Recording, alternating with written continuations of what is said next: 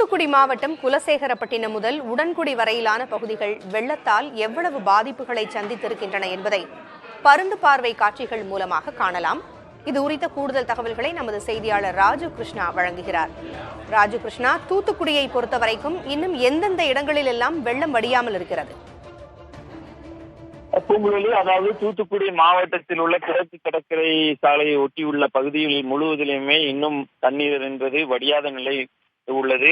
அந்த பகுதிகளை பொறுத்த வரைக்கும் இன்னும் மக்கள் மீட்பு பணி மக்களுக்கு உணவு விமானம் மூலமாக எல்லாம் கொடுக்கப்பட்டக்கூடிய சூழ்நிலை எல்லாம் ஒரு சில கிராமங்களுக்கு இருக்கிறது. அது குறிப்பாக ஆத்தூர் இந்த பகுதிகளில் எல்லாம் விமானம் மூலமாக ஜிசிபி மூலமாக உணவு கொடுத்து வருகிறேன். நான் பார்க்கக்கூடிய காட்சிகள் அனைத்துமே உடன்குடியிலிருந்து குலசேகரப்பட்டினம் செல்லக்கூடிய பிரதான சாலையாகும்.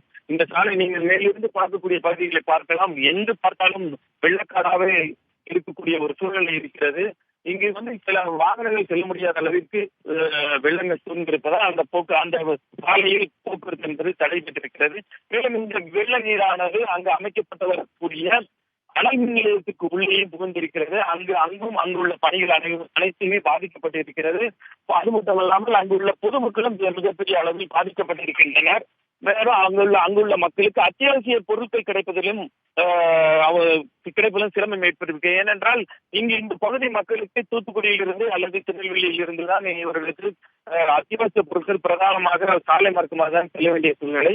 ஆனால் தற்போது இந்த சாலைகள் எல்லாமே மூடப்பட்டிருக்க. ஒரு சில கிராம சாலை வழியாக அத்தியாவசிய பொருட்கள் கிடைத்தாலும் அங்கு சீராக கிடைப்பதற்கு பெரும் சிரமம் ஏற்பட்டிருக்கிறது. பொங்கலி தகவல்களை வழங்கியமைக்கு நன்றி ராஜு கிருஷ்ணா.